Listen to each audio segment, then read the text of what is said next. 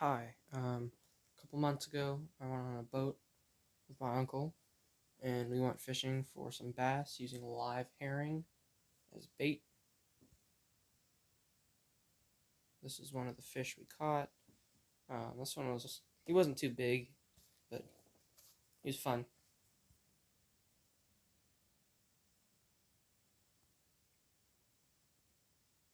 That's a little bit smaller one that I caught, um, using herring, a smaller herring, but yeah.